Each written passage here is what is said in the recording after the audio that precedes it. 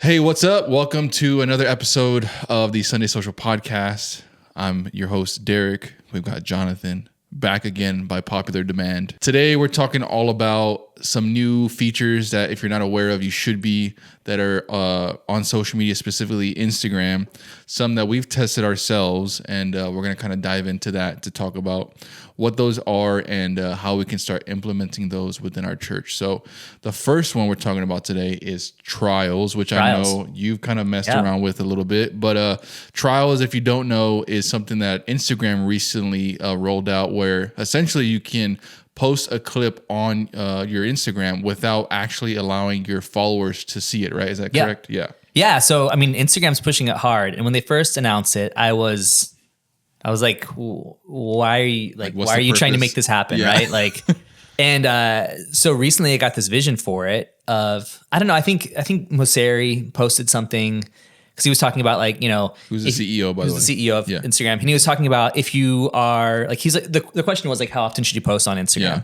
And he said, you know, it's great if you can post every day. The thing is just to stay consistent with your post number. But he's like, if you post once or twice a week and then suddenly you want to start posting like 8 times a day, that's a perfect use for the trial feature. And I'm like, okay. So it's literally, the goal of it is, how do you post something without ticking off your people, basically, right? Like, you just get a ton of unfollowers.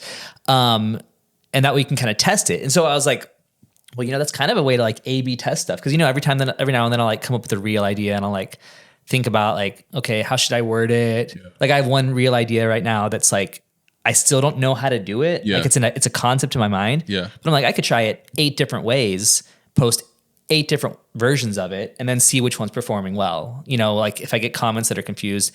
And I mean, it doesn't like, I think they don't. So like, my original idea was the idea that like you could use this to repost content, right? Like, so I had a video that has like 7 million views and I was like, dude, this could be incredible. I'll just repost it like 50 times and get tons of new followers. But like, they do have a limit to how many views you'll see through the trial. I haven't gotten that limit, but it's much slower. At the same time, they're really trying to find people that will like the content. So like, it's like a much slower process of like working with the algorithm, which is really interesting. Like, I'm still kind of trying to learn it, but like, so yeah, I think the idea of like reposting old content through trials and keeping it from your people from seeing it is not probably the way to go about it, but like testing content. Yeah. So I did that the other day. I tested like one video, and unfortunately, like they both did pretty evenly well. Like, but like with this one, which is a much more vague concept, like it's kind of like a joke. The joke is like, whenever ProPresenter finally releases the feature that makes your slide operator do it on time, as if it's like the software's fault, right? Like, I was like, oh, that's a funny idea. I just don't know how it's going to work. Like, I could go vague where it intentionally confuses people, or I could go a little bit more obvious. I don't know. So it's, especially when it comes to like humor or something that's maybe a little bit more like vague, but you could do the same thing with your sermon clips as a church. Like, you know, you're like, oh, I don't know, like there's a 3-minute version or a 1-minute version or a 15-second version, and see which one performs better. And then that way you're not like taxing your followers, be like, dude, I saw the same reel twice or 3 times. Right. You can test it and then see which one works well and then post it. Yeah. Yeah, I think, exactly. Like with the sermon clips, you can post like 3 or 4 that you think would do well, because I think a lot of times we're just like stuck to one because people only like post 1 a week or so. Mm-hmm. But if you just like post a couple on the trials feature and then just see like which one does the best, or even now as like hooks are really huge. Yeah. And so maybe you experiment with the same different sermon hooks. Clip, but like different hooks. Maybe it's a text hook. Maybe it's something else that you can hook people into. The editing's different, or you add more B-roll. I don't know. I mean, sky's the limit on like what you can try. Yeah. I mean, I think the next thing I'm going to test is, we did this course. It's called Social Deceits. Check it out. You should. But I wanted to post about that on my Instagram, and I was like, because, you know, if you use CapCut, almost RIP, but it's back. CapCut lets you, it does like automated clips for you, right? And so I could test 4 or 5 different clips from that course and then see which one performs well. And then that's the one that I blast out to my people. And that'd be pretty awesome. Whereas like my followers might not want to see 5 different things from the same thing, or I might not even want to release that. Like, that's something I want to kind of like, we're selling that course. So I don't want to like give the whole course away, but I could essentially through that and, kind of keep it back a little bit, like where it's not like all out there. I don't know. It's a really cool feature. I'm starting to get like a big vision for it. It just lets me like, I don't know, I feel more comfortable posting something that I'm like, I don't want to like make people mad. You were even pitching that like for sponsored posts, I could like test out sponsored posts that way, and that'd be really cool. Yeah, it's like a no risk way to like try stuff out and not feel like, oh dang, this flopped. You know, like, so I feel like for a lot of people, especially, you know, if there's a certain piece of content or something, maybe there's a new style that you want to try out, or maybe your church doesn't do a lot of like, you know, funnier content, but it wants to go into that lane. You can probably just try something and see like, will this do well? And then maybe that could be a new way for you to test it. Yeah, I think it's a really cool feature. I think it doesn't necessarily require you to make 10 different posts. It can make the 10 different versions of it. So, you know, that sermon clip, it's like, oh, I got 3 minutes. It's a 3-minute sermon clip. That's as good as I can get it. But like, let me see if I can try to make a shorter version. So edit out some pieces and then see how it performs. Yeah. Yeah. I think it's unique. I've never seen a social media platform with something like that where you can like test content.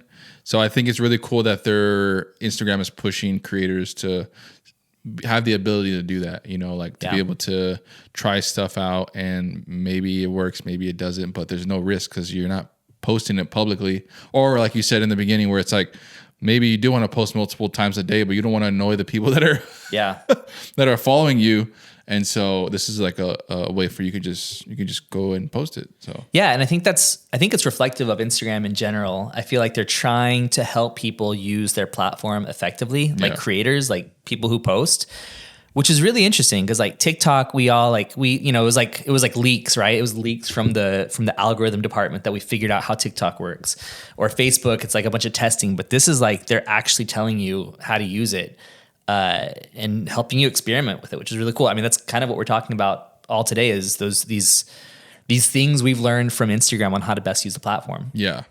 Yeah. I mean, so on that line, we can kind of go into it, but in a recent video, same with the Instagram CEO. What's his name again? Mosseri. Yeah. Mosseri. I always forget. I don't know how that's the correct way to say it, but yeah. But if you're not following that guy, he throws out some amazing information. He's kind of like opening the curtains. Like, yeah, which I love. He's very vulnerable and like answers a lot of questions that people are wondering about the algorithm and stuff, where it doesn't feel like it's this mystical, you know, thing that's like out there. But one thing he did talk about was kind of the most valuable metric that we should be focusing on, which to my surprise, it was, you know, getting a lot of shares and things like that, but now, or saves, but now he's saying it's watch time. Yeah. Which is crazy. Yeah. So I saw this article that like engagement on social media platforms in general is way down.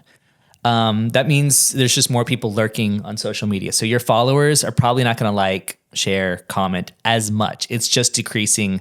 Maybe that's just because we're getting inundated with new content that we've never seen before. We don't have any connection with these people. That might be part of it. But Mosseri shared that the most important metric is watch time. And it's interesting, if you check your insights on a reel, it'll tell you, it used to tell you like how many people watch past the first 3 seconds. Like that's a really important metric. And then how much on average people are watching. Because again, the key with Instagram is like, they want people to be addicted to their platform, right? So the longer you're watching a video, the more it shows them that like, oh, this person is going to keep someone on our platform. So we want to show their content more, right? Like that's the whole goal. Like they want good content on the platform. So they said that that's the most important one. But then when it comes to some other key characteristics, what's most important to people that are not connected with you is shares. Because apparently people that like don't follow you are more likely to share your content. Yeah. And then people who do follow you, the most important metric is likes.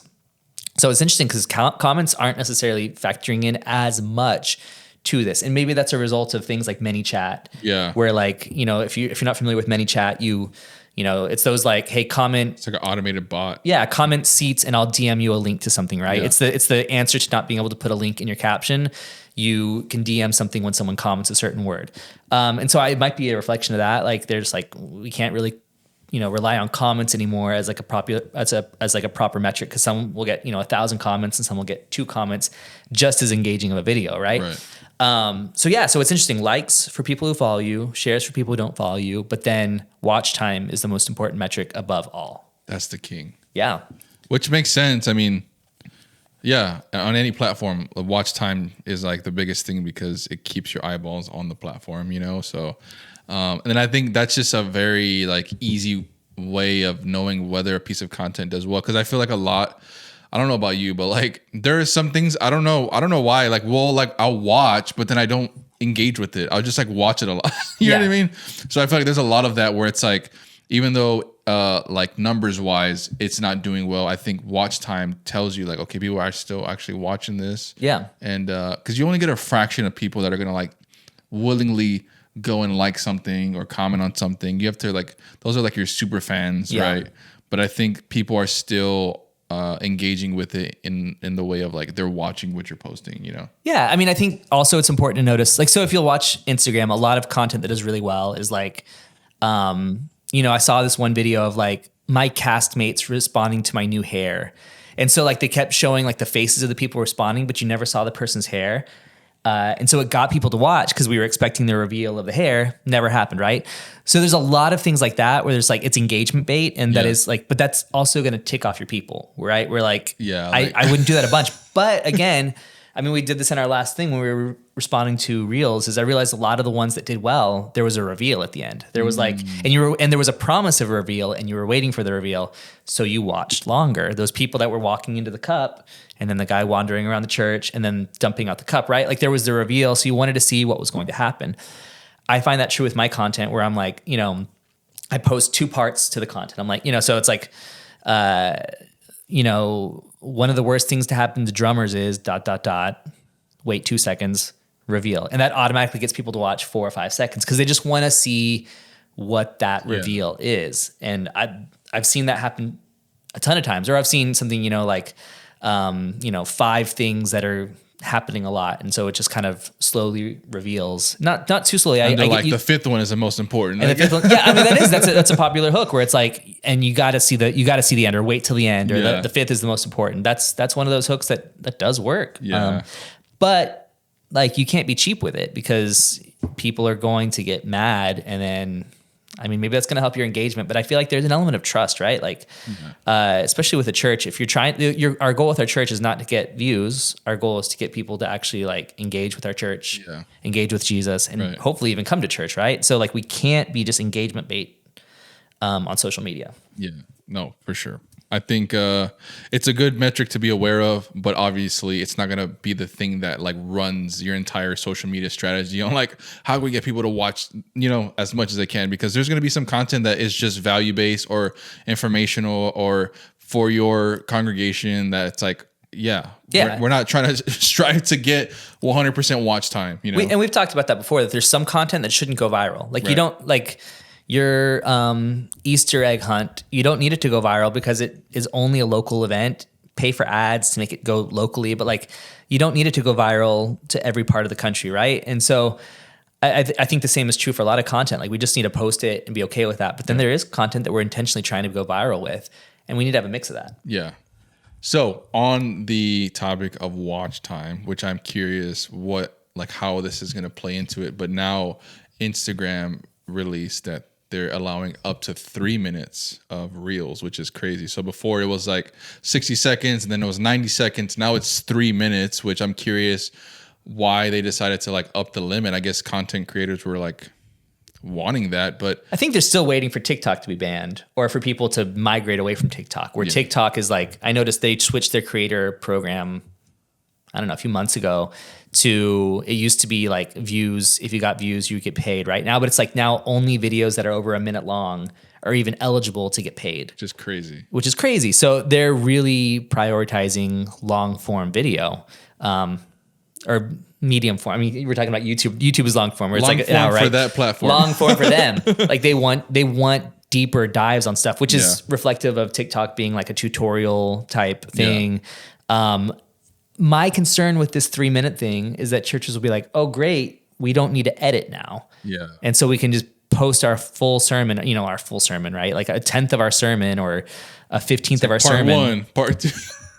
Yeah. And then be like, wow, I did my job, but you're going to get 0 views. I do think Instagram is going to like give a bump, because anytime Instagram releases a new feature, they like give you a benefit. And maybe that's just because less people are using it, so the algorithm's going to naturally give you more of a benefit because there's a certain amount. I don't know really how that works. Moseri hasn't said that.